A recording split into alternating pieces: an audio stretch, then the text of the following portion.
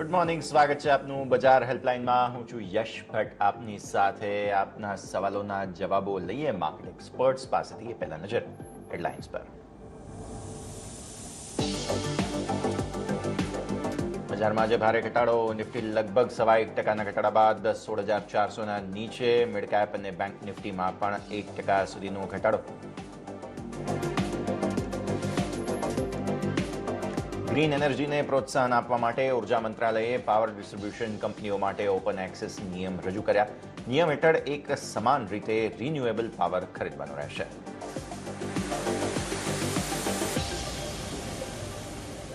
રક્ષા મંત્રાલયે સેનાના આધુનિકરણ માટે 76,000 કરોડની યોજના લગાવી મહોર. એચએએલને ડોર્નિયર એરક્રાફ્ટ અને સુખોઈ 30 એન્જિન માટે મળ્યો ઓર્ડર. સમાચાર બાદ એચએએલમાં આવી તેજી. બીડીએલ, બીઈએલ અને બીઈએમએલમાં પણ તેજીનો કારોબાર. સર્કિટ ફિલ્ટર બદલાયા બાદ ચેન્નઈ પેટ્રોમાં આવી લગભગ 15%ની તેજી. સર્કિટ ફિલ્ટર 5%થી વધારીને 20% થયું. શારદા ક્રોપકેમ, આઈઓએલ કેમિકલમાં પણ ખરીદદારી. આજથી 16 શેર્સમાં લાગુ થયા નવા સર્કિટ ફિલ્ટર.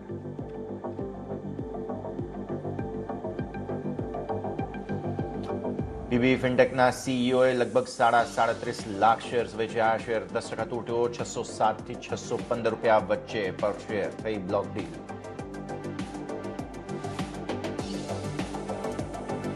અને એચડીએફસીના ચેરમેન દીપક પારેખની શેર હોલ્ડર્સને ધીરજ રાખવાની સલાહ. કહ્યું, એચડીએફસી બેંક સાથેના મર્જર હશે ફાયદાકારક.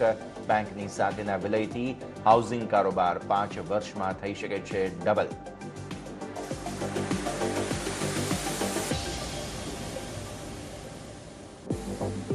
શરૂઆત કરીએ. સૌથી પહેલા માર્કેટ પર નજર કરી લો. આવતીકાલે આરબીઆઈની મહત્વપૂર્ણ ઇવેન્ટ પહેલા આજના દિવસે બીજો દિવસ આ અઠવાડિયાનો કે જેમાં વેચવાલીનો મૂડ હજુ પણ હાવી થતો જોવા મળી રહ્યો છે. 1%થી વધુ, ઓલમોસ્ટ 1.25% આસપાસનો ઘટાડો સેન્સેક્સ નિફ્ટી બંનેમાં. 16,361 આસપાસ તમે અત્યારે કારોબાર જુઓ છો. અને આજના ન્યૂનતમ સ્તરો 16,350ની નીચે જસ્ટ હમણાં જ બનતા જોવા મળેલા છે. એટલે ફ્રેશ લેગ ઓફ મૂવ તમને આવતી જોવા મળી રહી છે અને એ છે નબળાઈ તરફની. અત્યારની જે એક પરિસ્થિતિ છે તે જોતા વેચવાલીનો મૂડ હાવી છે અને લગભગ 1.25%થી વધુની નબળાઈ.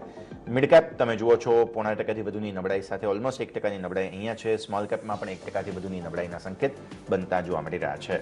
બેંક નિફ્ટીમાં પણ 1%થી વધુની નબળાઈ. અત્યારે 34,940 પાસે કારોબાર અહીંયા છે અને આજના લો બન્યા છે 34,912 સુધીના. તો 35,000ને નીચે બેંક નિફ્ટી છે. 16,400 નીચે નિફ્ટી કારોબાર કરી રહી છે અને દબાણનો મૂડ અત્યારે બનતો જોવા મળી રહ્યો છે. એકમાત્ર સેક્ટર નિફ્ટી એનર્જી આજે પોઝિટિવ, બાકી બધી જ જગ્યાએ વેચવાલીનો મૂડ બની રહ્યો છે. ઇન્ડિયા વિક્સ તમને વધારો સૂચવે છે 3.5%નો અત્યારની પરિસ્થિતિમાં. પુટકોલ રેશિયો નેગેટિવ છે અને જો માર્કેટ બ્રેથની વાત કરીએ તો તેમાં પણ ઘટાડા તરફી શેર્સની સંખ્યા 1892 આસપાસ અને 796 શેર્સમાં મજબૂતી. ટોપ લૂઝિંગ કાઉન્ટર્સ જોઈ લો ફટાફટ. Titan, doctor Reddy's lab, UPL અને એચયુએલ 4 કાઉન્ટર્સમાં હેવી વેઇટ વેચવાલી. 2%થી વધુની નબળાઈ ઓલમોસ્ટ 13 જેટલા કાઉન્ટર્સમાં છે. તો એ પણ એક ઇન્ડિકેશન કે અત્યારે નબળાઈનો મૂડ બની ગયો છે માર્કેટમાં. મજબૂતી ક્યાં ક્યાં છે તો ઓએનજીસી પહેલા તો 5%ની જોરદાર ખરીદદારી અહીંયા. હાઈ બન્યા છે 162.85 સુધી. કોલ ઇન્ડિયામાં 0.5% આસપાસની મજબૂતી અહીંયા છે. બીપીસીએલ અને હીરો મોટોકોર્પ 4 કાઉન્ટર્સ. સિવાય એનટીપીસી, પાવરગ્રીડ છે પણ બહુ કંઈ ખાસ મજબૂતી અહીંયા બાકી બચી નથી. વધુ વાતચીત કરીએ. આપણી સાથે જોડાઈ રહ્યા છે માર્કેટ એક્સપર્ટ પ્રતીત પટેલ અને ફિનવર્સિફાઈના ધ્વની પટેલ. આ બંનેનું સ્વાગત છે અને ગુડ મોર્નિંગ. ટેકનિકલી વાત કરી લઈએ પહેલા ધ્વની. ફરી એકવાર દબાણનો મૂડ આવી રહ્યો છે. આવતીકાલે આરબીઆઈની મહત્વપૂર્ણ ઇવેન્ટ છે અને મોસ્ટ પ્રોબેબલી બધાને ખ્યાલ છે કે રેટ્સ હાઇક થશે. બસ કેટલું થશે એ સરપ્રાઇઝ રહેવાનું છે. સો મીનવાઇલ કઈ રીતે જુઓ છો નિફ્ટી બેંક નિફ્ટી બંનેને?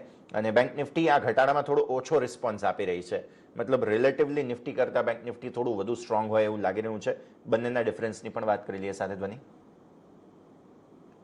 યશ, અહીંયા આગળ આપણે નિફ્ટીમાં જોઈએ તો આપણને દબાણ ઓલરેડી આની અંદર ફ્રાઈડેનું જે સેલ ઓફ આવ્યું હતું ત્યાં આગળથી જ જોવા મળી રહ્યું હતું. એ ફ્રાઈડેનું જે આપણે સેલ ઓફ જોયું એ નિફ્ટીએ એની જે 250ની મૂવિંગ એવરેજની જે ક્રોસઓવર આવતી હતી એ ના આવવા દીધી અને ત્યાં આગળથી ફરીથી સેલ ઓફ અહીંયા આગળ આપણને વિટનેસ કરવા મળ્યું છે એ લેવલ્સથી. આજે જે ફોલ આવ્યો આની કન્ટિન્યુએશનમાં હું હજી પણ નિફ્ટીમાં અહીંયા આગળ એક બેરિશ સાઇડનો વ્યૂ ધરાવું છું. નિફ્ટીમાં હજી પણ નીચે સ્પોટ રેટના હિસાબથી 16,225 થી 200 સુધીનો એક ડાઉનસાઇડનો લેવલ, એટલે કરંટ લેવલથી હજી બીજા એક 1% થી લઈને 1.5% સુધીનું એક ડાઉનફોલ હજી પણ આપણને જોવા મળી શકે એમ છે. એ લેવલ અહીંયા આગળ ઘણું ક્રુશિયલ રહેશે નિફ્ટી માટે, કારણ કે અહીંયા આગળ જો આપણને સપોર્ટ ના મળ્યો નિફ્ટીમાં, તો આપણને ફરીથી 16,000 ના લેવલ્સ પણ નિફ્ટીમાં નીચેની સાઈડમાં વિટનેસ કરવા મળી શકે એમ છે. કમ્પેરેટિવલી તમે જેમ કીધું, બેંક નિફ્ટીમાં ડેફિનેટલી અહીંયા આગળ જે એનું ડાઉનફોલ છે એ નિફ્ટીની કમ્પેરેટિવ થોડું અહીંયા આગળ વધારે સ્ટ્રેન્થ છે, કે અહીંયા આગળ આપણને વધારે ડાઉનફોલ જોવા નથી મળી રહ્યો. બેંક નિફ્ટીમાં નીચેની સાઈડના જે લેવલ્સ છે આપણે સ્પોટ રેટમાં અહીંયા આગળ ડિસ્કસ કરીએ છીએ, એ 34,780 નો છે. 34,780 નો એક જે સ્પોટ લેવલ બેંક નિફ્ટીનો છે, અગેન એ બહુ જ ક્રુશિયલ રહેશે અહીંયા આગળ. એના આગળથી આપણને બેંક નિફ્ટીમાં જે ફોલ વધારે મળી શકે તો ફરીથી આપણને 34,150 સુધીના લેવલ પણ વિટનેસ કરવા મળી શકે એમ છે. ઓકે, તો ઘટાડા તરફી મૂવ હજુ પણ અહીંયા જોવા મળે તેવી શક્યતાઓની વચ્ચે પ્રતિત, આપનું પણ સ્વાગત અને ગુડ મોર્નિંગ. પહેલાં તો ખાસ એક વાત, જે આપણે આરબીઆઈની ઇવેન્ટની જોઈ રહ્યા છીએ તેના પર તમારા કમેન્ટ્સ. ઓસ્ટ્રેલિયાના બેંક તરફથી તો આપણને રેટ્સ ઓલરેડી 0.5% વધતા હમણાં જ જોવા મળ્યા હતા, ઓલમોસ્ટ 1 કલાક પહેલાં, અને લગભગ બધી જગ્યાએ આ જ પરિસ્થિતિ છે. અચ્છા, એક થિયરી પેરેલલી એ પણ ચાલી રહી છે પ્રતીત, કે ઇન્ફ્લેશન લગભગ પીક બનાવી ચૂક્યું છે અથવા તો બનાવવાની તૈયારીમાં છે. તો આના પર પણ તમારા ઇનપુટ્સ, કેમ કે જે કંઈ પણ ડેમેજ થવાનું હતું લગભગ થઈ ગયું છે એવી એક થિયરી એ પણ ચાલી રહી છે. તો પ્રતીત, ગ્લોબલી કઈ રીતે જુઓ છો, શું ધ્યાન રાખવાનું છે ભારતીય શેર બજાર અત્યારે? Good morning. યસ, ડેફિનેટલી કાલની જે પોલિસી છે એમાં એક વસ્તુ એક્સપેક્ટેડ છે કે એક રેટ હાઇક થશે, અને આ વસ્તુ માર્કેટ ઓલરેડી જાણી રહ્યું છે, આમાં કોઈ નવી વસ્તુ નથી. કેટલા % રેટ હાઇક થાય છે અને આગળનું રોડમેપ શું આપે છે એની ઉપર માર્કેટની નજર રહેશે. જેમ કે એક્ઝામ્પલ, 0.50 બેઝિસ સુધીના રેટ હાઇકની એક્સપેક્ટેશન માર્કેટ લઈને ચાલી રહ્યું છે, અને જે 2020માં કોવિડ વખતે જે રેટ કટ કર્યા હતા એક સ્પેશિયલ કેસમાં, એટલો રેટ હાઇક કરવા માટેનું ઓલરેડી આરબીઆઈ ગવર્નરે પાછલા સમયમાં સંકેત આપી દીધો હતો. તો એક 0.50 બેઝિસની એક્સપેક્ટેશન માર્કેટ ચાલીને બેઠું છે, એમાં કોઈ વધારો આવે છે તો ડેફિનેટલી માર્કેટ નિરાશ થશે, પણ 0.50 બેઝિસ સુધી માર્કેટને અંદાજ છે. બીજી વસ્તુ કે અહીંયાથી રેટ હાઇક થયા પછી આગળનો રોડમેપ શું આપે છે ગવર્નર સાહેબ, એની ઉપર માર્કેટને વધારે નજર રહેશે. જેમ કે અહીંયાથી એકવાર રેટ હાઇક કર્યા પછી આગળ જતા પણ શું એ રેટ હાઇક કરશે, અથવા તો આગળ જતા પછી એમની જે એપ્રોચ રહેશે એ થોડોક આ જ પ્રકારનો રહેશે કે રેટ હાઇક કરવા પડશે કે નહીં કરવા પડે. એટલે આ બધી વસ્તુઓ અને કોમેન્ટ્રી ઉપર માર્કેટની વધારે ફોકસ રહેશે. અને વાત કરીએ ઇન્ફ્લેશનની, તો ડેફિનેટલી આપણે એવું માનીને ચાલી શકીએ કે જે રીતે ગ્લોબલ લેવલે ખાસ કરીને સેન્ટ્રલ બેંક્સ તરફથી જે સ્ટેપ્સ લેવામાં આવી રહ્યા છે એ પછી આપણે એવું માનીને ચાલી શકીએ કે મે બી ગ્લોબલ લેવલે ઇન્ફ્લેશન પીક થઈ રહ્યું છે, અથવા તો એકાદ મહિનામાં થઈ જવું જોઈએ. પરંતુ મુશ્કેલી એ છે કે યુક્રેન અને રશિયા વચ્ચે જે અનિશ્ચિતતા ચાલી રહી છે એને કારણે ખાસ કરીને જે એનર્જીના પ્રાઇસીસ છે એ કન્સિસ્ટન્ટ ઉપરના લેવલે છે, ને એનર્જીના પ્રાઇસીસ છે ઇન્ફ્લેશનમાં ઘણી બધી જગ્યાએ તમને ઇમ્પેક્ટ કરતા હોય છે. તો જ્યાં સુધી આનો કોઈ રસ્તો નથી આવતો ત્યાં સુધી ઇન્ફ્લેશન પીક થયું કે નહીં થયું, કે આગળ જતા અનિશ્ચિતતા રહેશે કે નહીં રહે, આ બધી વસ્તુઓ હજુ પણ યથાવત રહેશે. તો આવા સંજોગમાં મને લાગે છે કે ગ્લોબલ સેન્ટ્રલ બેંક્સ તરફથી પણ પોલિસી છે એ ક્લિયર થતા હજુ 1-2 મીટિંગ્સ લાગી શકે છે. તો મે બી માર્કેટ એટલા માટે જ પઝલમાં છે કે અહીંયાથી આગળ જતા કઈ તરફના સ્ટેપ્સ ગ્લોબલ સેન્ટ્રલ બેંક લેશે, અને ત્યાં સુધી અનિશ્ચિતતા યથાવત રહેશે. તો આઈ થિંક લાસ્ટ વીક પણ આપણે જણાવ્યું હતું કે આવનાર 2 સપ્તાહ ફરીથી આપણને વોલેટિલિટી જોવા મળી શકે છે, કારણ કે આપણે ખાસ કરીને આ સપ્તાહે આરબીઆઈ, આવતા સપ્તાહે ફેડ, 2 મહત્વના સેન્ટ્રલ બેંકના ડિસિઝન જોવા તરફ આગળ વધી રહ્યા છે. તો મારી દ્રષ્ટિએ શોર્ટ ટર્મમાં હજુ પણ આ પ્રકારની વોલેટિલિટી રહેશે. અધરવાઇઝ લાંબા ગાળાની વાત કરીએ તો મને લાગે છે કે કોઈ મેજર ઇમ્પેક્ટ હવે વધારે ડાઉનસાઇડની ઓછી લાગી રહી છે, કારણ કે ઘણી બધી નેગેટિવિટી છે ઓલરેડી પ્રાઇસમાં ફેક્ટરિંગ થઈ રહી છે. તો ઓવરઓલ લોંગ ટર્મ માટે વધારે ડાઉનસાઇડની સંભાવના ઓછી છે, પણ શોર્ટ ટર્મમાં ડેફિનેટલી હજુ પણ આપણે જોઈશું કે અહીંયાથી વોલેટિલિટી છે એક્સ્ટ્રીમ થતી જોવા મળી શકે. વોલેટિલિટી તો હવે અહીંયા રહેવાની છે થોડો સમય હજુ, જ્યાં સુધી કોઈ ક્લેરિટી નથી આવી જતી ઇન્ફ્લેશનની, આ તે બધી જ વાતો એ તો ખાસ આપણે ધ્યાનમાં રાખીએ. પણ હવે આરબીઆઈની ઇવેન્ટ આવતીકાલે બહુ મહત્વપૂર્ણ રહેશે. જૂન પોલિસીની જાહેરાત આવતીકાલે કરવામાં આવનાર છે, ત્યારે પોલિસીમાં વ્યાજદર વધે તેની આશા છે, પરંતુ કેટલો વધારો થશે તે અંગે CNBC TV 18 દ્વારા અર્થશાસ્ત્રીઓનો એક પોલ કરવામાં આવ્યો, જેની માહિતી લઈને જોડાઈ રહ્યા છે સહયોગી ચાંદની. ચાંદની, જણાવો શું કહી રહ્યા છે અર્થશાસ્ત્રીઓ?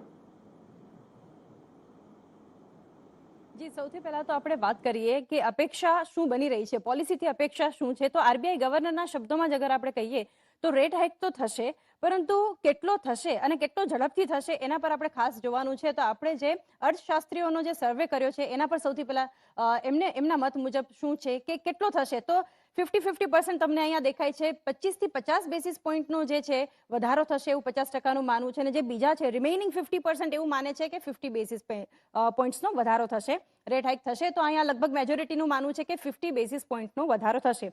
આગળ હવે નજર કરીએ, આ જૂન રેપો રેટની વાત થઈ, જે આપણે જોશું ક્રેડિટ પોલિસીમાં ઓગસ્ટ સુધીમાં શું થશે, આ પોલ શું કહી રહ્યો છે. તો અહીંયા 40%નું માનવું છે કે 50 to 75 બેસિસ પોઈન્ટ થશે. સાથે બીજા 40%નું એવું માનવું છે કે 75 to 100 બીપીએસનો એટલે કે બેસિસ પોઈન્ટ્સનો વધારો થઈ શકે છે, અને સામે 20%નું એવું માનવું છે કે 100 બીપીએસનો જે છે અહીંયા વધારો થશે. તો હાલના જે 4.4% પર છે એ જૂન સુધીમાં 4.9 પર પહોંચશે, અને ઓગસ્ટ સુધીમાં 5% કે એનાથી પણ વધુ રેટ હાઇક થવાની જે છે એ અનુમાન બની રહ્યું છે. આજે અર્થશાસ્ત્રીઓ પાસે જે સર્વે કર્યો એમાં કહીએ તો હવે આગળ નજર કરીએ આપણે કે 31 માર્ચ સુધીમાં, એટલે કે આ ફાઇનાન્શિયલ યર પતશે ત્યાં સુધીમાં રેપો રેટની શું પરિસ્થિતિ હશે. તો અહીંયા 10% એવું માને છે કે આશરે 5.5% પર પહોંચશે. 30%નું માનવું છે કે 50.50% થશે. સાથે 5.6%નું પણ માની રહ્યા છે 30%, અને એની સાથે 10%નું એવું માનવું છે કે 5.90, અને સાથે 20% એવું માની રહ્યા છે કે 6%થી પણ વધારે અહીંયા પહોંચી શકે છે. તો આના વિશે જે છે ફાઇનાન્શિયલ યરના એન્ડ સુધીમાં શું થશે એ અહીંયા બની રહ્યો છે મત.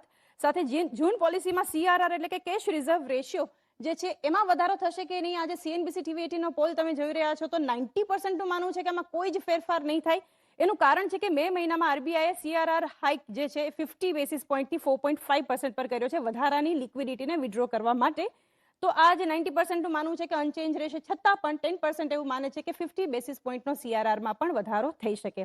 ત્યારબાદ સ્ટાન્સ પર અગર આપણે જઈએ તો આરબીઆઈનું સ્ટાન્સ કેવું રહેશે, વલણ કેવું રહેશે, એમાં કોઈ ફેરફાર રહેશે કે નહીં. 70% મેજોરિટી એવું માને છે કે અનચેન્જ રહેશે, સાથે 20%નું માનવું છે કે ન્યુટ્રલ, અને 10%નું એવું માનવું છે કે અહીંયા કેલિબ્રેટેડ ટાઇટનિંગ. કેલિબ્રેટેડ ટાઇટનિંગનો મતલબ શું છે કે જે આપણે લિક્વિડિટીની વાત કરી એ આરબીઆઈ ધીમે ધીમે સિસ્ટમમાંથી ઓછી કરશે, પરંતુ આ જ પોલિસી પર એના પર જાહેરાત થશે એવું માત્ર 10%નું માનવું છે. કરશે, પરંતુ આગળ પણ આ વસ્તુ થઈ શકે, પરંતુ આરબીઆઈ અહીંયા ગ્રોથને સપોર્ટ કરશે એ નક્કી છે. હવે વાત કરીએ કે આગળ એક્શન કઈ રીતે. FY23 માટે સીપીઆઈનું અનુમાન મોંઘવારી પર શું અહીંયા વલણ હોઈ શકે છે. તો 20%નું માનવું છે કે લગભગ 6.5% સુધી હોઈ શકે છે. તો 70% માને છે 6.50 સુધી પહોંચી શકે છે. મોંઘવારી તમે જાણો છો કે ઇન્ફ્લેશન છેલ્લા 7 મહિનાથી વધી રહ્યું છે અને 8 વર્ષની ઊંચાઈ પર છે. તો અહીંયા આ એવરેજ જે કહી શકાય સરેરાશ એવું બની રહી છે. રશિયા યુક્રેન યુદ્ધ, કોમોડિટીના ભાવ જે વધી રહ્યા છે આ બધાનું, તો આ સીપીઆઈ અનુમાન FY23 માટે બની રહ્યું છે. તો ઓવરઓલ આ બધું અત્યારે બની રહ્યું છે અનુમાનને. આરબીઆઈ FY23 જીડીપી અનુમાન જે છે 7.2% પર યથાવત રાખશે માનવું છે. આરબીઆઈ પોલિસીની આ અપેક્ષા છે. આપણે જોવાનું એ રહ્યું કે આરબીઆઈ ગવર્નર દ્વારા શું ડિક્લેરેશન જોવા મળે છે. બિલકુલ, આભાર ચાંદની અમારી સાથે જોડાવા માટે અને આ સમગ્ર અપડેટ માટે થઈને. તો અપેક્ષાઓ જે છે તે આ રીતે છે, ખાસ મેજોરિટી જે છે તે એક તારણ આ રીતનું નીકળતું જોવા મળી રહ્યું છે. આપણે ધ્યાનમાં રાખીશું. તો આ સાથે જ હવે એક બ્રેકનો સમય થઈ ગયો છે. બ્રેક લઈ લઈએ અને બ્રેક બાદ ફર્ધર અપડેટ્સ અને આપના સવાલો પર નજર કરીએ. જોતા રહો CNBC.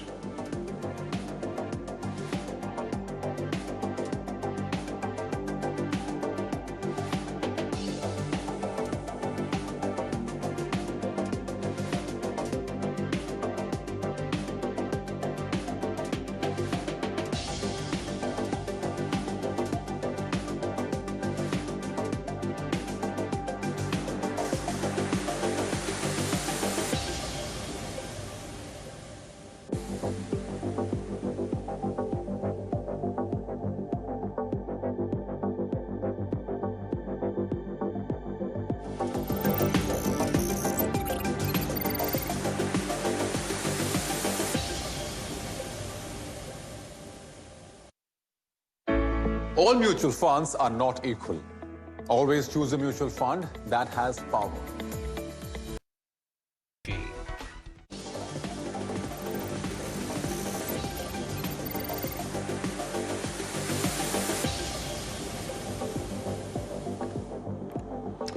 બ્રેક બાદ આપનું સ્વાગત છે. મોટા ઘટાડા બાદ સીમિત દાયરામાં કારોબાર માર્કેટમાં તમને જોવા મળી રહ્યો છે. તો ખાસ એક અપડેટ તમારા માટે. આગળ વધીએ અને સવાલોનો સિલસિલો શરૂ કરીએ. સૌથી પહેલા ચેતન મહેતાનો સવાલ છે પ્રતિત તમારા માટે. હિરનબા ઇન્ડસ્ટ્રીઝ 700 રૂપિયાની એવરેજ છે તેમણે શું કરવું, અને બીજો કોલ્ટે પાટીલ માટે રિવ્યૂ તેઓ પૂછી રહ્યા છે.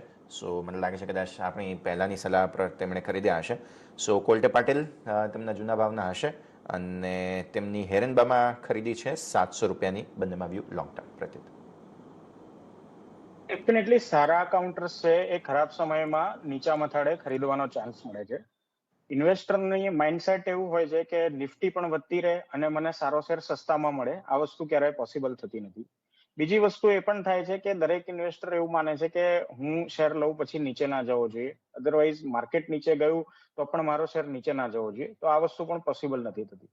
તો ખરાબ માર્કેટમાં સારા સ્ટોક્સ નીચે જવાના છે, પણ એ કંપનીઓ સારું પરફોર્મ કરે છે તો એ તમારા માટે ઓપોર્ચ્યુનિટી છે કે તમારે એવા સ્ટોક નીચા મથાળે ખરીદવા જોઈએ. બે પોસિબિલિટી બને છે કે યા તો તમારી જોડે નવા ખરીદવાના પૈસા છે તો શ્યોરલી તમારે તબક્કાવાર ખરીદી કરવી જોઈએ. જો તમારી જોડે નવા ખરીદવાના પૈસા નથી અને તમારી કંપની સારું પરફોર્મ કરે છે તો ડેફિનેટલી તમારે એને હોલ્ડ કરીને ચાલવું જોઈએ.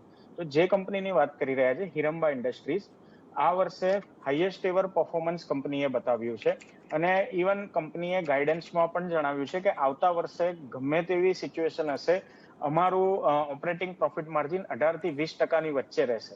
તો આપણને ખ્યાલ છે કે એગ્રોકેમિકલમાં જે રીતની ઓપોર્ચ્યુનિટી છે પણ ઘણા બધા રો મટીરિયલ્સના પ્રાઇસીસ ઘણી ઇમ્પેક્ટ કરી રહ્યા છે. છતાં પણ જો મેનેજમેન્ટ કોન્ફિડન્સથી 18-20% ઓપરેટિંગ પ્રોફિટ માર્જિનની વાત કરતી હોય, 15-20% ગ્રોથની વાત કરતી હોય, તો મારી દ્રષ્ટિએ આનાથી વધારે કોન્ફિડન્સ કોઈ ના જોઈએ. માર્કેટમાં ખરાબ સેન્ટિમેન્ટમાં કોઈ સ્ટોક્સ નથી ચાલવાના. તો સેન્ટિમેન્ટ સારું થશે ત્યારે જ આ બધા સ્ટોક્સમાં ફરીથી અપવર્ડ મુવમેન્ટ આવવાની છે. તો ડેફિનેટલી લાંબા ગાળાનો વ્યૂ હોય એવરેજ આઉટ કરવું જોઈએ. આ બધા સ્ટોક્સ તમને તક આપી રહ્યા છે કે જે તમે ઉપરના લેવલે ખરીદ્યા છે ત્યાં તમે નીચેના લેવલે નવી ખરીદી કરીને કોસ્ટ નીચે લાવી શકો.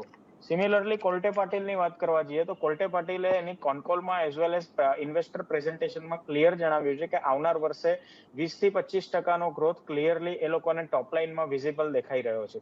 તો જે કંપની કન્વિક્શન સાથે કોન્ફિડન્સલી એના ઇન્વેસ્ટરને કહેતી હોય કે આવનાર વર્ષે અમે 25-30% આસપાસના ગ્રોથ કરવા જઈ રહ્યા છે, તો આનાથી મોટું સ્ટેટમેન્ટની જરૂર નથી તમારે તમારા સ્ટોકમાં કન્વિક્શન રાખવા માટે.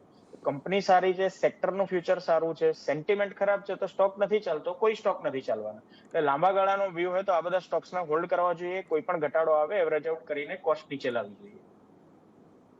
ડેફિનેટલી બહુ ઇન્ટરેસ્ટિંગ એનાલિસિસ તમને અહીંયાથી ખાસ બનતું જોવા મળી રહ્યું છે. બંને કાઉન્ટર માટે ધ્યાન રાખીએ. અચ્છા, આજે સારી ખરીદારી જે જોવા મળી રહી છે આપણને, તેમાં ઓએનજીસી નંબર 1 કાઉન્ટર આજના ટોપ ગેઇનર્સમાં બનતું જોવા મળી રહ્યું છે. ધ્વની, એક ક્વિક વ્યૂ ચાર્ટ પર. ઓએનજીસી 5% ઉપર અત્યારે.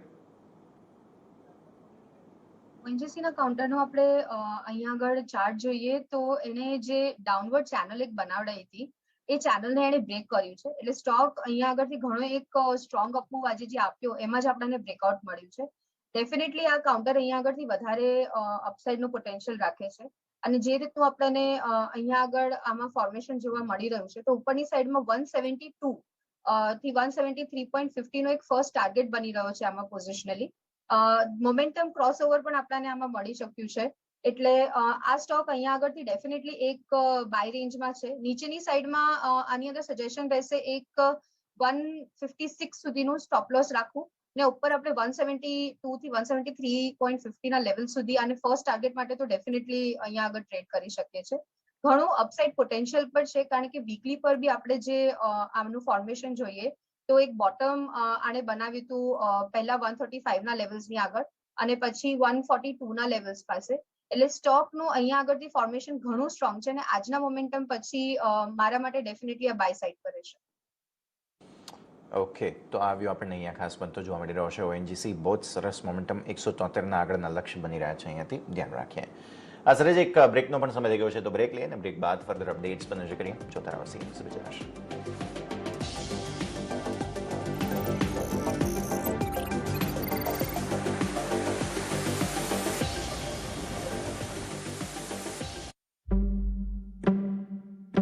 आप क्या करेंगे? आप क्या बदलाव लाएंगे? क्या आप कुछ बेहतर करेंगे? क्या आप पूरी तरह से कुछ नया बनाएंगे? हमारे डेल टेक्नोलॉजी सलाहकार आपको लाजवाब चीजें करने के लिए जरूरी उपकरण और विशेषज्ञता उपलब्ध करवाते हैं, क्योंकि हमारा मानना है कि हम सब में है कुछ नया करने का हुनर. અમે છીએ હંમેશા સતર્ક, સુસજ્જ, કમોડિટી હોય કે શેર બજાર, કારણ વ્યાપારનો વિચાર એટલે તમારા માટે CNBC બજાર. વિશેષજ્ઞોના વિશ્લેષણ, બજારની હર ચાલ પર નજર, કારણ નિવેશના નિયમ એટલે તમારા માટે CNBC બજાર. સતત, ગતિશીલ, કર્મઠ અને હંમેશા બે કદમ આગળ. અમે છીએ CNBC બજાર, બિઝનેસની માતૃભાષા.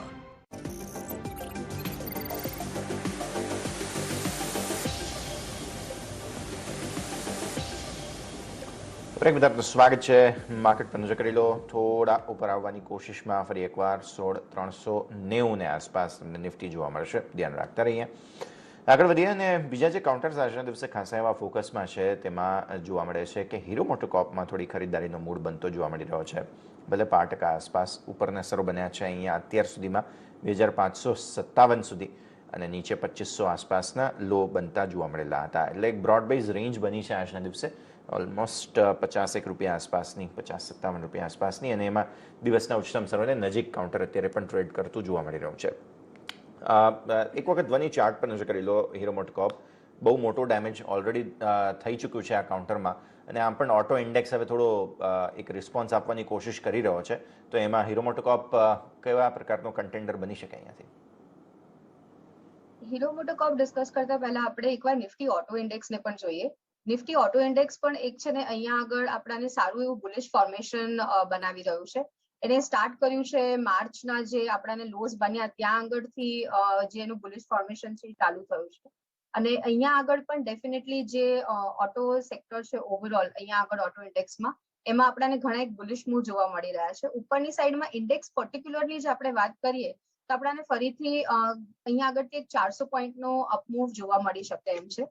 હીરો મોટોકોર્પ પર હવે આપણે જઈએ તો સ્ટોકે આજે આપણાને એક થોડું રિલીફ આપ્યું છે. ઓવરઓલ આપણે જોઈએ તો આમાં પણ આપણાને બે બોટમ્સ જોવા મળ્યા હતા અને પછી એક અપવર્ડ રેલી આને ચાલુ કરી છે. અહીંયા આગળથી પણ સ્ટોક જે અહીંયા બ્રેક લઈ રહ્યું છે એ ડેફિનેટલી એક સારો સપોર્ટ લેવલ પણ બની રહ્યો છે.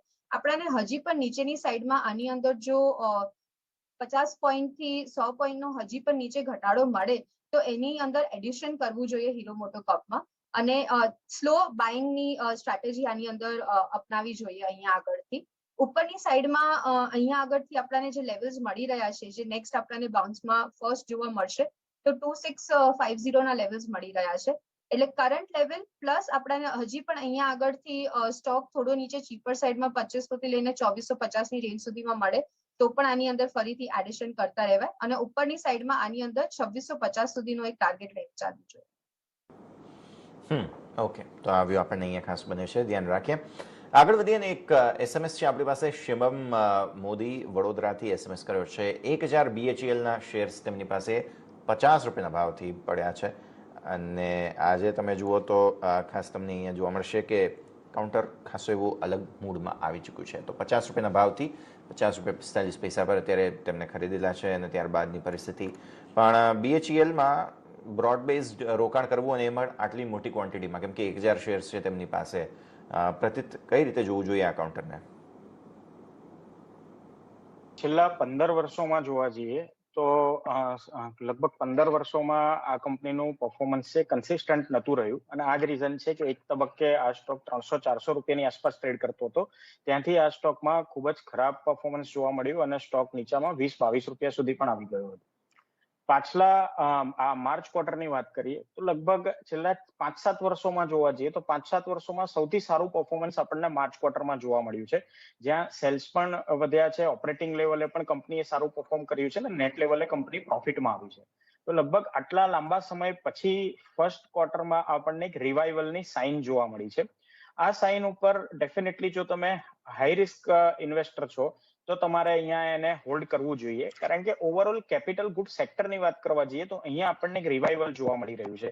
ચાહે એ BHEL હોય, ચાહે આ સેક્ટરની અન્ય કંપની હોય, દરેક જગ્યાએથી આપણને પરફોર્મન્સમાં સુધારો જોવા મળી રહ્યો છે. અને અગેન આ સેક્ટરની કંપનીઓના જે આગળના આઉટલુક આવે છે એ હવે પોઝિટિવ દેખાઈ રહ્યા છે. તો આવા સંજોગોમાં આપણે એક અઝ્યુમ કરી રહીએ કે જે કંપનીએ 5-7 વર્ષોમાં સૌથી સારું પરફોર્મન્સ આપવાની શરૂઆત કરી હોય એ કંપની આવનાર 2-3 વર્ષ સુધી એટલીસ્ટ સારું પરફોર્મન્સ આપી શકે છે. અને જો એવું બની શકે છે તો ડેફિનેટલી આ સ્ટોકમાં અહીંયાથી કપમું જોવા મળી શકે છે. પરંતુ જે રીતનો ટ્રેક રેકોર્ડ રહ્યો છે કે આ કંપનીના પરફોર્મન્સ કન્સિસ્ટન્ટ નથી રહ્યા, આ એક રિસ્ક ડેફિનેટલી ઉભું રહ્યું છે. એટલે એક હાઈ રિસ્ક ઇન્વેસ્ટર તરીકે જો તમારી ગણતરી હોય તો મારી દ્રષ્ટિએ તમે આ કાઉન્ટરને હોલ્ડ કરી શકો છો. રિસેન્ટલી જે લો બન્યા હતા 44-45 ની આસપાસના, એને તમે સ્ટોપ લોસ તરીકે યુઝ કરી શકો છો. અને જે રીતનું માર્ચ ક્વાર્ટરનું પરફોર્મન્સ આવ્યું છે એ પછી આગળના સમયમાં પણ જો પરફોર્મન્સ સ્ટ્રોંગ રહે છે તો ડેફિનેટલી આ કાઉન્ટરનું રીરેટિંગ થઈને આ કાઉન્ટર 65 થી 70 તરફ આગળ વધી શકે છે. તો રિસ્ક અહીંયાથી 5-6 રૂપિયાનું છે. જો તમે લેવા તૈયાર હો તો 44 ના સ્ટોપ લોસ સાથે તમે આ કાઉન્ટરને હોલ્ડ કરી શકો. ઓકે, તો આ વ્યૂ આપણે અહીંયા ખાસ બને છે, ધ્યાન રાખીએ. એક દર્શક મિત્ર આપણી સાથે હિરેન ગઢવી ગાંધીધામથી ફોન લાઈન પર. હિરેનભાઈ કેમ છો, શું સવાલ? હાજી સર. सर मेरा पास अदानी ग्रीन है तो मैं 2300 में લીધું તો મારે હોલ્ડ રાખો કે શું કરવું? અને વ્યૂ લોંગ ટર્મ છે કે શોર્ટ ટર્મ છે સર? લોંગ ટર્મ માટે. ઓકે, 2300 ની ખરીદી અદાણી ગ્રીનમાં, વ્યૂ લોંગ ટર્મ છે. કાઉન્ટર અત્યારે 450 રૂપિયાથી વધુનો પર શેર તમને ખોટ અપાવી રહી છે. 1843 પર છે પ્રતિત અત્યારે 2300 ની ખરીદીથી. કાઉન્ટર ચાલ્યું છે પણ વન વે અને ઘટે છે તો પણ એ જ દિશામાં ઘટતું હોય અને હવે થોડું સ્ટેબલ થવાની કોશિશમાં છે. નહીં તો સર્કિટ ટુ સર્કિટ ચાલેલું કાઉન્ટર છે અને આમની ખરીદી હજુ પણ 2300 ની છે. તો તેમણે શું કરવું જોઈએ અદાણી ગ્રીનમાં? પ્રતિત વ્યૂ એમનો લોંગ ટર્મ છે. જી, લોંગ ટર્મ વ્યૂ પણ વેલ્યુએશનને તમારે ધ્યાનમાં રાખીને કામ કરવું જોઈએ. એક લેવલથી સ્ટોક 30-40 રૂપિયાથી વન વે રેલીમાં 3000 રૂપિયા સુધી જાય છે. એટલે આપણે એવું માનીએ કે આ કાઉન્ટરમાં હવે દરેક લોકો કમાઈ ગયા, હું રહી ગયો કરીને છેલ્લા લેવલે તમે એન્ટ્રી મારો. તમારે એ વસ્તુ જોવી જોઈએ કે આ કાઉન્ટરમાં જો માર્કેટ ખરાબ થાય છે અથવા તો કાઉન્ટર સ્પેસિફિક કોઈ રિસ્ક આવે છે તો મારું રોકેલા પૈસાનું જોખમ કેટલું અને આની સામે મને વળતર કેટલું મળશે, આ વસ્તુને હંમેશા ધ્યાનમાં રાખીને રોકાણ કરવું જોઈએ. આ દરેક લેગ ઓફ રેલીમાં આપણે આ વસ્તુ થતા જોઈ છે. 2007ની રેલી હોય ત્યાં એડીએજી ગ્રુપ હોય કે રિયલ એસ્ટેટ કાઉન્ટર્સ હોય, આ વખતે આપણે ઘણા આ પ્રકારના કાઉન્ટર્સ, ન્યૂ એજ આઈપીઓસ, આ બધી વસ્તુઓમાં આપણને આ વસ્તુ બનતી જોવા મળી છે કે જ્યારે માર્કેટમાં ગ્રીડ ફેક્ટર ચાલતું હોય છે ત્યારે કોઈ પણ શેર કે જેમાં ફેન્સી હોય છે, કોઈ પણ ગ્રુપ કે જેના શેરોમાં ફેન્સી હોય છે ત્યાં અનાપ શનાપ ભાવ જોવા મળતા હોય છે. અને ઇન્વેસ્ટર ઉપરના લેવલે એ જ એઝમ્પશન સાથે ઇન્વેસ્ટ કરે છે કે દરેક લોકોએ નીચેના લેવલથી રોકાણ કરીને પૈસા બનાવ્યા, હું રહી ગયો, આ લેવલે પણ હું એન્ટ્રી કરી લઉં. પણ વેલ્યુએશન હંમેશા એનું કામ કરે છે. હું વારંવાર કહું છું કે વેલ્યુએશન કદાચ સારા માર્કેટમાં ઓવરસ્ટેપ થઈ શકે છે પણ જો માર્કેટમાં જેવું માર્કેટ એના વેલ્યુએશન પ્રમાણે આવશે તમને સ્ટોકમાં પણ એ જ પ્રકારનું પ્રોફિટ બુકિંગ જોવા મળશે. તો અદાની ગ્રીન આજના સમયે પણ જોવા જઈએ તો આ કંપનીની માર્કેટ કેપ આપણે જોઈ રહ્યા છે કે આ કંપનીની માર્કેટ કેપ 3 લાખ કરોડ છે અને આ કંપનીનો વાર્ષિક નફો 500 કરોડ પણ નથી. તો તમે એક 500 કરોડથી પણ ઓછો નફો કરતી કંપનીને 3 લાખ કરોડની વેલ્યુએશન આપી રહ્યા છો અને એમાં એ પણ આજના ઘટેલા ભાવથી 3 લાખ કરોડની વેલ્યુએશન. તો અહીંયાથી તમે સમજી શકો છો કે અહીંયાથી તમારા માટે રિસ્ક કેટલું છે અને રિવોર્ડ કેટલું છે. મારી દ્રષ્ટિએ આ લેવલથી સ્ટોકમાં સપોર્ટ છે. ટેકનિકલ લેંગ્વેજમાં જોઈએ તો સ્ટોક એના સપોર્ટની આસપાસ છે કારણ કે રિસેન્ટલી જે પાછલો એક આપણને એક અપવર્ડ મુવમેન્ટ જોવા મળી એના પહેલા સ્ટોકે આ લેવલની આસપાસ 2 મહિનાની આસપાસનું કન્સોલિડેશન બતાવ્યું હતું. તો સ્ટોક એ લેવલની આસપાસ આવ્યો છે. આ લેવલ છે લગભગ 1750નું. જો 1750 ની નીચે તમને વીકલી ક્લોઝિંગ મળે છે તો પછી આ સ્ટોકમાં 1400 રૂપિયા સુધીના કરેક્શનની સંભાવના ઉભી થઈ શકે છે. તો મારી સલાહ રહેશે કે એકવાર 1750નું લેવલ બ્રેક થાય છે વીકલી લેવલે તો તમારે એક્ઝિટ થવું જોઈએ. જો આ લેવલ બ્રેક નથી થતું અહીંયાથી કોઈ બાઉન્સ બેક આવે છે તો પછી તમારે આ સ્ટોકને હોલ્ડ કરવું જોઈએ પરંતુ ઉપરના લેવલે ડેફિનેટલી એક્ઝિટ થવાનો પ્રયત્ન કરવો જોઈએ. ઉપરના લેવલ પર એક્ઝિટ કરવાની સલાહ તમને અહીંયાથી ખાસ બનતી જોવા મળી રહી છે. આપણે ખાસ નીચે પણ તમને સપોર્ટ લેવલ પણ કહેવામાં આવ્યા છે એને પણ તમે ખાસ ધ્યાનમાં રાખી શકો છો. આ સાથે જ એક બ્રેકનો સમય થઈ ગયો છે ફિલહાલ, તો બ્રેક લઈએ અને બ્રેક બાદ ફર્ધર અપડેટ્સ પર નજર કરીએ. આપ જોતા રહો CNBC ગુજરાત.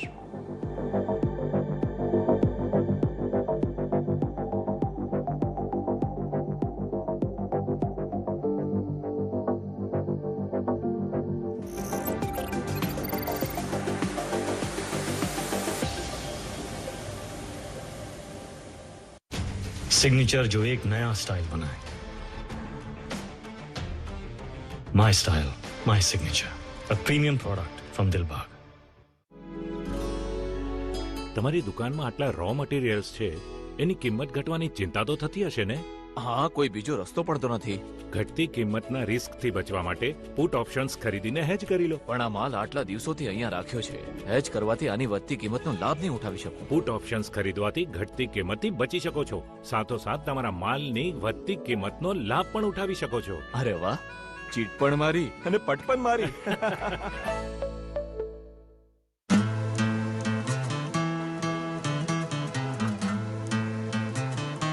ના ના ના ના ડી સાપ નહીં, ઈ નોટ આવશે, ઈ નોટ આવશે. Let's start.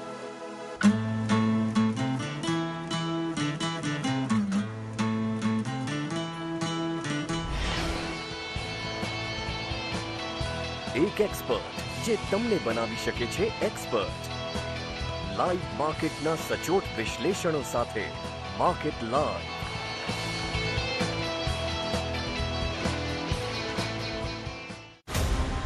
બજાર બંધ થયાના છેલ્લા કલાકની શું રાખશો રણનીતિ?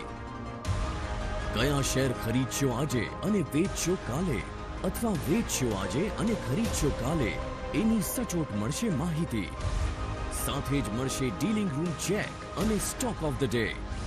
એક જ શો પર, ક્લોઝિંગ બેલ, માત્ર CNBC બજાર પર. બજારના દિગ્ગજ એક્સપર્ટ સટીક અને સચોટ વિશ્લેષણો સાથે આપશે કોલ. સલાહ જે અપાવશે અચૂક નફો. Expert advice, calls on fire. દિવસભર માત્ર CNBC બજાર પર.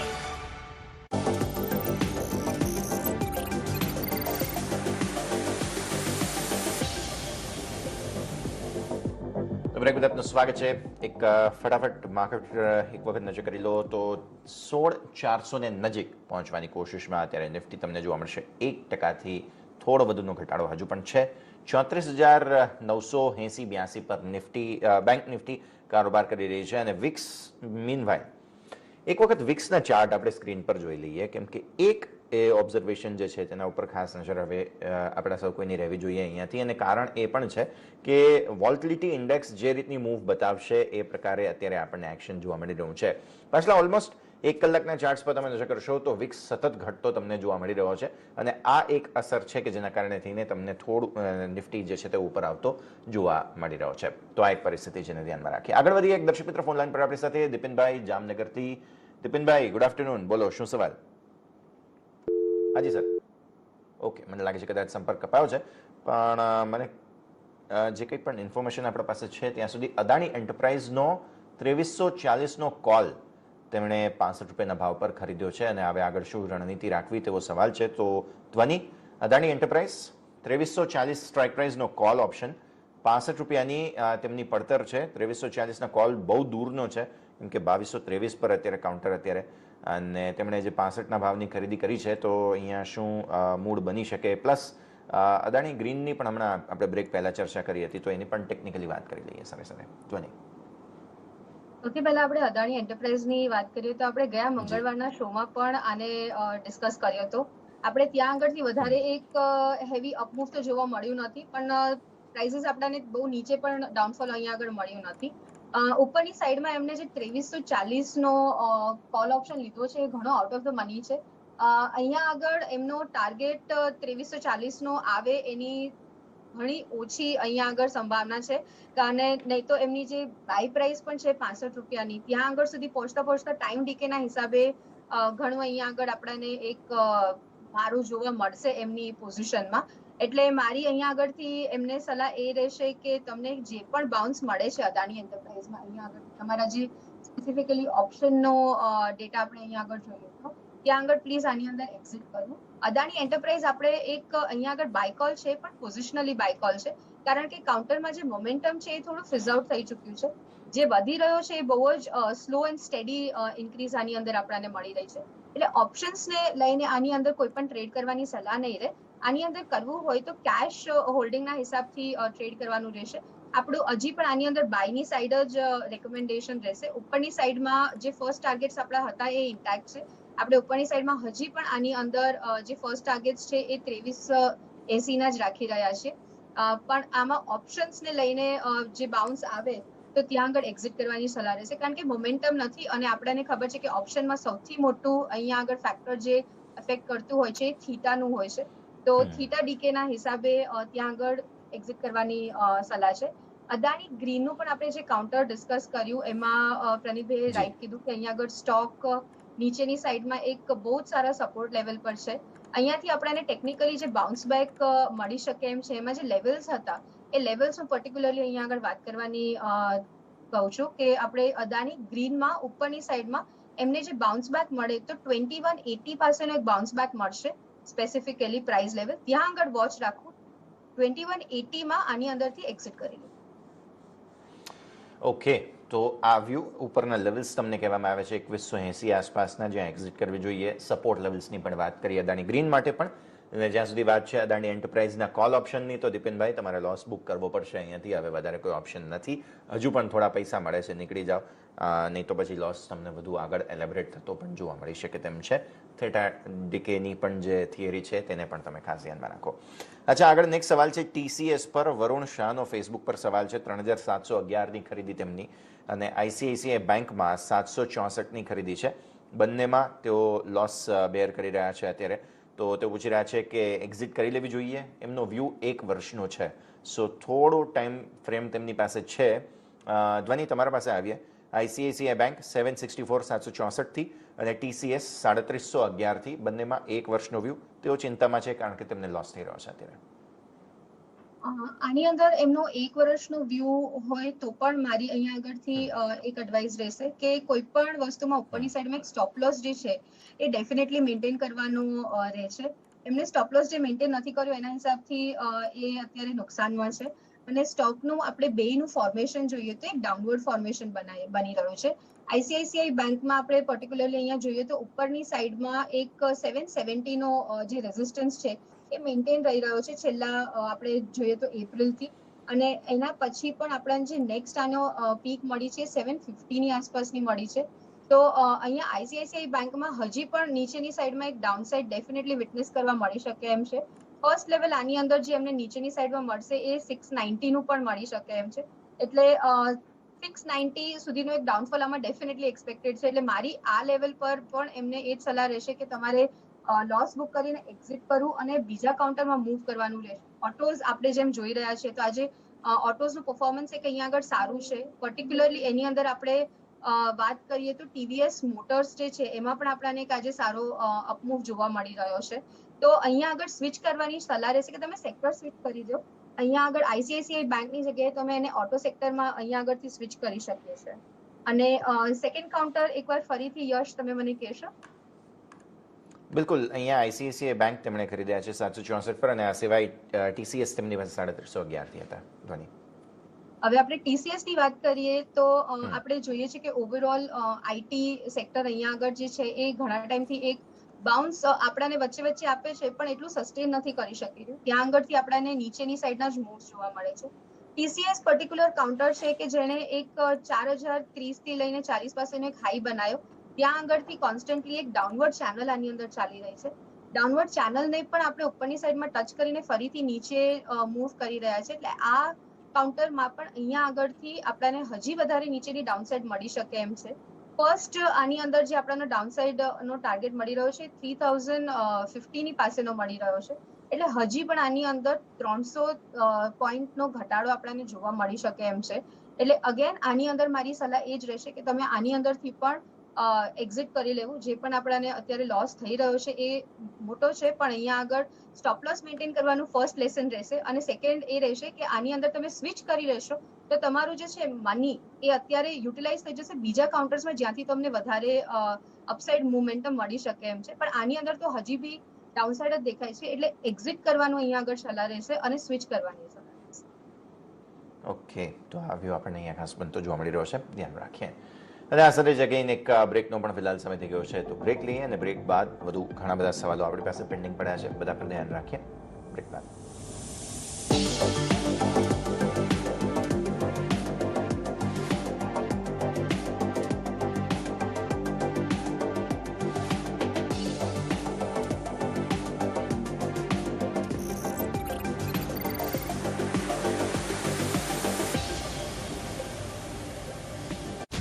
सिग्नेचर जो सबकी सोच से ऊपर जाए.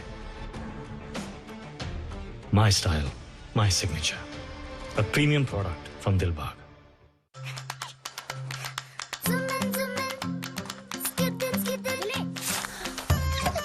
Ebix Cash हर खुशी के लिए काफी है. All mutual funds are not equal.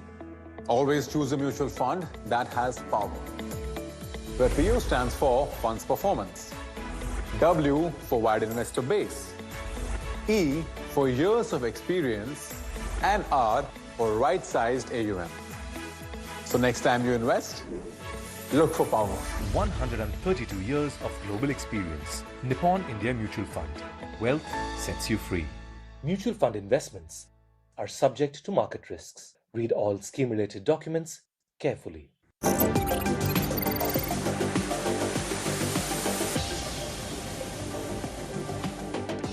Break બાદ આપનું સ્વાગત છે. માર્કેટ તમે જુઓ એકદમ સીમિત દાયરામાં છીએ. માત્ર 10-20 પોઈન્ટની રેન્જ તમને નિફ્ટીમાં બનતી જોવા મળી રહી છે. ધ્યાન રાખતા રહીએ. નેક્સ્ટ સવાલ આપણા પાસે પ્રતિત રેગ્યુલરલી અમુક લાખ રૂપિયાના ઇન્વેસ્ટમેન્ટ સાથેના સવાલો આવતા હોય છે. પ્રબોધભાઈ કાપડિયાનો સવાલ 3 થી 5 વર્ષના વ્યૂ માટે 5 લાખ રૂપિયા સુધીનું રોકાણ તેઓ કરવા માગે છે. ફંડામેન્ટલ્સ સાથે સારા સ્ટોક્સ તેઓ પૂછી રહ્યા છે તમને. પ્રતિત જે જો રિસ્ક એપિટાઇટ હોય અને મિડ કેપ સ્મોલ કેપમાં ઇન્વેસ્ટમેન્ટ કરવાની ગણતરી હોય તો ઘણા બધા mid cap small cap counters આ કરેક્શનમાં ઘણા નીચે આવ્યા છે કે જેનું ફ્યુચર પ્રોસ્પેક્ટ ઘણું સારું લાગી રહ્યું છે. તો આવામાંથી તમે ઘણા બધા સ્ટોક્સને સિલેક્ટ કરી શકો છો કે જેમાં તમને 5 વર્ષમાં ઘણા સારા રિટર્ન્સ બની શકે છે અને આ કાઉન્ટર્સમાં તમે તબક્કાવાર રોકાણ કરી શકો છો.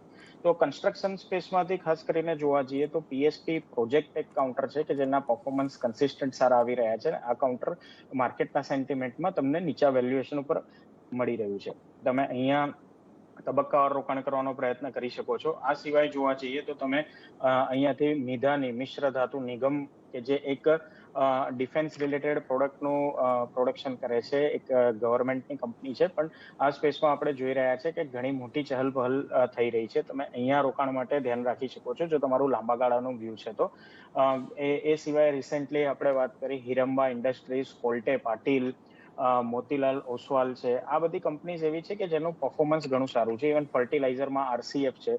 કંપનીઓના પરફોર્મન્સ ઘણા સારા છે અને જો તમે લાંબા ગાળાના એંગલથી અહીંયા રોકાણ કરવા માંગતા હો એટલીસ્ટ અહીંયા 4 થી 6 ક્વાર્ટર આ કંપનીઓના આગળ જતા પણ સારા રહે એવી સંભાવના લાગી રહી છે.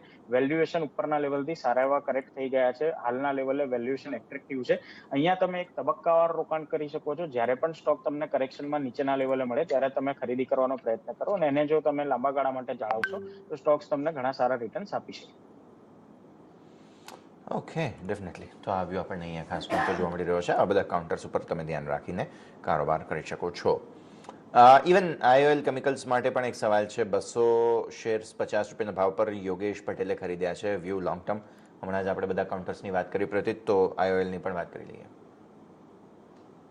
જી, આઈઓએલ કેમિકલ અને એપીઆઈ થીમમાં જોવા જઈએ તો આ સ્પેસમાં ખાસ કરીને જે મુશ્કેલી છે એ ડિસેમ્બર ક્વાર્ટરથી સોલ આઉટ થાય એવી સંભાવના દેખાતી હતી, પરંતુ જે રીતનું અનએક્સપેક્ટેડ રશિયા યુક્રેનની સિચ્યુએશન થઈ એની એક ઇમ્પેક્ટ, નેગેટિવ ઇમ્પેક્ટ આ સ્પેસમાં પડી છે. તો મે બી 1-2 ક્વાર્ટર હજુ પણ સિચ્યુએશન હતી એ ખરાબ રહી શકે છે. આવા સંજોગમાં જોવા જઈએ તો પ્રાઇસ ઓલરેડી કરેક્ટ થઈ ગયા છે આ સ્પેસમાં. અહીંયાથી વધારે ડાઉનસાઇડની સંભાવના હવે પ્રાઇસ વાઇઝ નથી લાગતી, કારણ કે પરફોર્મન્સ છે એટલીસ્ટ એકાદ ક્વાર્ટર પછી હવે ફરીથી ગ્રેજ્યુઅલી આવે એવી સંભાવના લાગી રહી છે. આ સેક્ટરની દરેક કંપનીઓની ટોપ લાઇન વધી રહી છે, માત્ર ને માત્ર માર્જિન ઉપર ઇમ્પેક્ટ આવી છે. માર્જિન ઉપર ઇમ્પેક્ટ ક્યાંક ને ક્યાંક રો મટીરિયલના હાયર પ્રાઇઝીસ, એનર્જી કોસ્ટ અને આ સિવાય જોવા જઈએ તો જે રીતે પ્રાઇઝમાં એક કરેક્શન થોડા સમય પહેલા આવ્યું હતું, આ બધી વસ્તુઓના લીધે આવ્યું છે. પરંતુ હવે ગ્રેજ્યુઅલી આ કંપનીઓ પોતાના પ્રોડક્ટની પ્રાઇઝીસ વધારી રહી છે અને જે કોસ્ટ એમને બેર કરવી પડી હતી એ હવે આગળ જતા કસ્ટમર પર પાસ ઓન કરી રહી છે. તો મે બી એકાદ ક્વાર્ટર પછી આ કંપનીઓના પરફોર્મન્સ સુધરતા જોવા મળી શકે છે. તો લાંબા ગાળાનો વ્યૂ હોય તો ડેફિનેટલી આ કાઉન્ટરને ધ્યાનમાં રાખી શકે. ઓકે, તો લોંગ ટર્મ વ્યૂ હોય તો આ બધા કાઉન્ટર્સને તમે ધ્યાનમાં રાખી શકો છો. નેક્સ્ટ સવાલ આઈઈએક્સ પર, ઇન્ડિયન એનર્જી એક્સચેન્જ પર આવ્યો છે. ફ્રેશ એન્ટ્રી 1 વર્ષના વ્યૂ સાથે ભાવેશ પટેલનો. તો ધ્વની, તમે ચાર્ટ પર નજર કરી લો, કેમ કે જે એક્સ બોનસ થયું ત્યારબાદથી કાઉન્ટરમાં કોઈ જ પરફોર્મન્સ આવ્યું નથી અને લગભગ 250 આસપાસથી કાઉન્ટર હવે અત્યારે 180 સુધી પહોંચી ચૂક્યો છે આઈઈએક્સ. ફ્રેશ એન્ટ્રીનો વ્યૂ 1 વર્ષ માટે થઈને ધ્વનિ એવરેજ મતલબ ખરીદી કરવા લાયક છે કે કેમ, અને બીજું કે પછી વધુ ઘટાડો આવે તો એવરેજ કરવું જોઈએ કે નહીં ધ્વનિ? આઈએક્સ નો કાઉન્ટર જેમ કે તમે કીધું કે ફ્રેશ જે બોનસ નું એની અંદર આવ્યું એ પછી આપણને એક ડાઉનફોલ જ જોવા મળી રહ્યો છે. એમનો વ્યૂ જે છે એ અત્યારે અહીંયા આગળ 1 વર્ષનો પણ અહીંયા પકડીને ચાલીએ તો સ્ટોક હજી પણ એક ડાઉનવર્ડ ટ્રેન્ડમાં જ છે. નીચેની સાઈડમાં કોઈ પણ એક સપોર્ટ ઝોન કરંટ લેવલ્સ પર નથી મળી રહ્યો. જે નેક્સ્ટ સપોર્ટ ઝોન આની અંદર બની રહ્યો છે એ 155 ના લેવલની પાસે બની રહ્યો છે, અને એ પણ એટલો સ્ટ્રોંગ અહીંયા આગળ સપોર્ટ ઝોન નથી બની રહ્યો. જે અહીંયા આગળ આપણને નેક્સ્ટ બાઇંગ લેવલ આની અંદર મળે તો 140 થી 142 ના લેવલ પાસે મળે છે. એટલે 40 થી 42 ના લેવલ પાસે આને ફરીથી ત્યાં આગળ રિવ્યુ કરવું જોઈએ. બટ કરંટ લેવલ થી તો આની અંદર કોઈ પણ ફ્રેશ બાઇંગ તો નહીં કરવું જોઈએ. અને એવરેજ પણ જો કરવું હોય તો અગેન મારું એ જ રહેશે કે આપણે 180 આગળ ચાલી રહ્યા છે. 140 પણ અહીંયા આગળ કાઉન્ટ કરીએ તો એક ઘણું નીચેની સાઈડમાં ડાઉનફોલ છે. એટલે અગેન સ્ટોપ લોસ ને મેન્ટેન અહીંયા આગળ ના કર્યો હોય તો 140 ના લેવલ સુધી પણ તમે અહીંયા આગળ રાહ જુઓ અને ત્યાં આગળ ફરીથી એવરેજ કરવા માટે રિવ્યુ કરી શકે છે.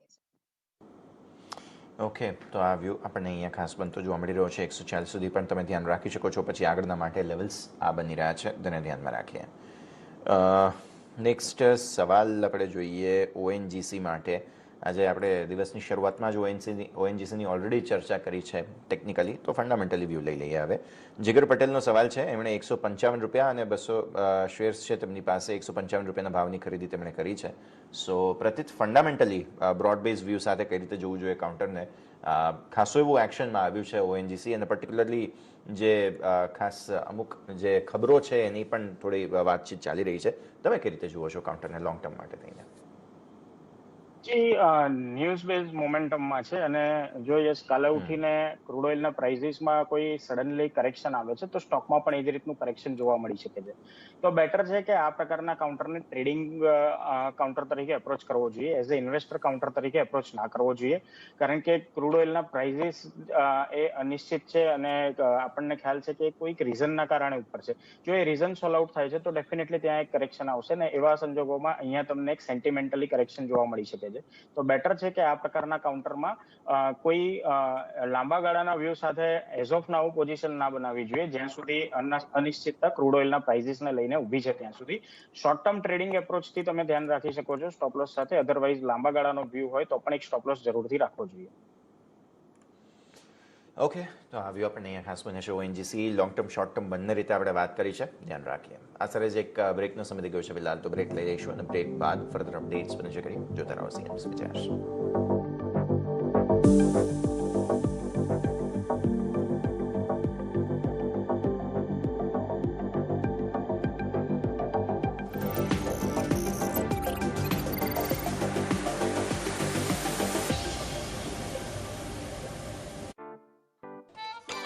नाइन टू फाइव जॉब, अरे 5 to 9 जॉब, भाग दौड़.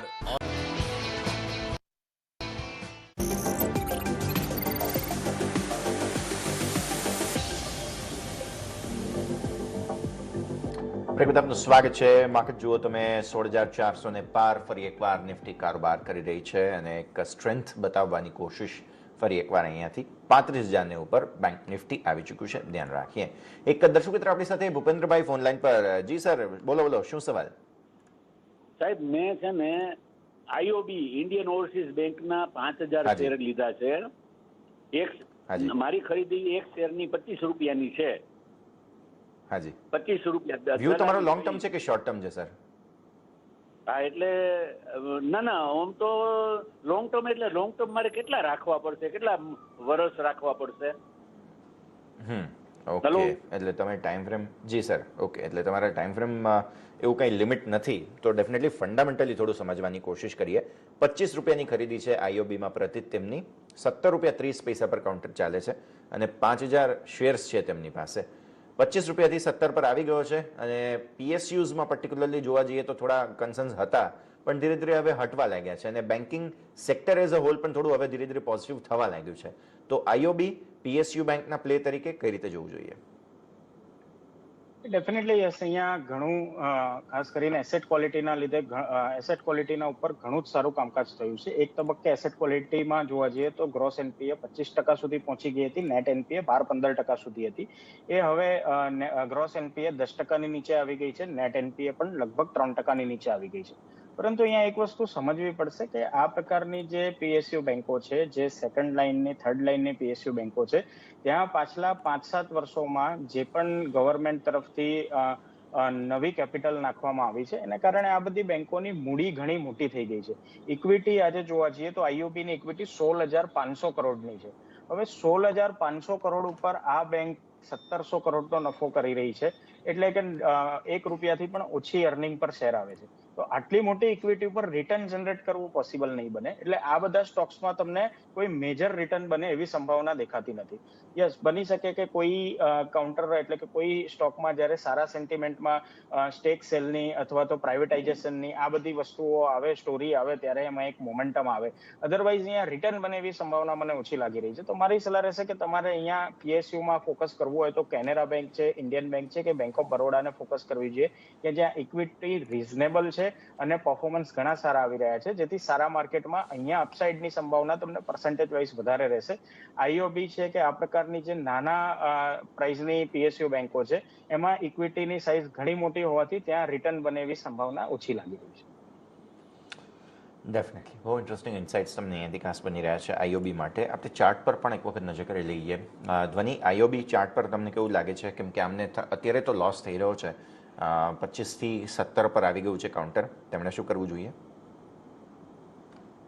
કાઉન્ટર ચાર્ટ વાઇઝ આપણે અહીંયા આગળ જોઈએ તો એક વીક સ્ટ્રક્ચર જ બનાવી રહ્યું છે. એક શોર્ટ ટર્મમાં અહીંયા આગળ સ્ટ્રોંગ સ્ટ્રક્ચર બનાવવાનું ટ્રાય કરી રહ્યું છે, બટ અગેન એની અંદર મારી સલાહ એમને એ રહેશે કે આપણને એક ફર્ધર ડાઉનસાઇડ આની અંદર ડેફિનેટલી જોવા મળી શકે એમ છે. તો એના માટે એમને પ્રિપેર્ડ રહેવું અહીંયા આગળ, જો લોંગ ટર્મ માટે હોલ્ડ કરવું હોય તો. એક ફરીથી આપણને 16.50 સુધીનો એક લેવલ જોવા મળે નીચેની સાઈડમાં, ત્યાં આગળ એમને જોઈએ ને કાઉન્ટર વધારે એમને અહીંયા આગળથી પોઝિશન પણ એડ કરવી હોય તો અહીંયા આગળ પોઝિશન પણ એડ કરી શકાય છે. ઓકે, તો આવ્યું છે. હજુ પણ એડ કરવું હોય તો તમે પોઝિશન અહીંયાથી એડ કરી શકો છો અને ખાસ આપણે ધ્યાનમાં રાખીએ.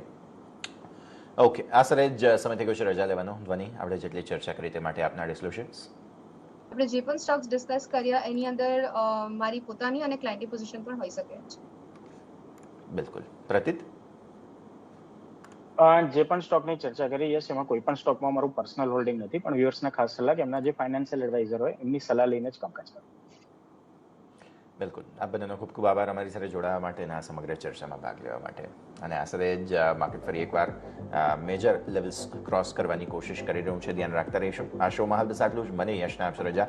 આગળ આપની કંપની લઈને આવી રહ્યા છે સહયોગી અદિતિ. જોતા રહો સીએનબીસી બજાર.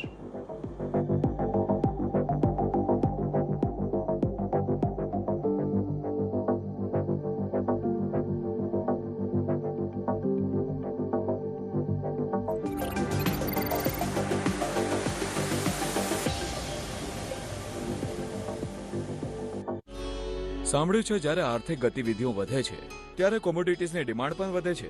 એકદમ સાચું.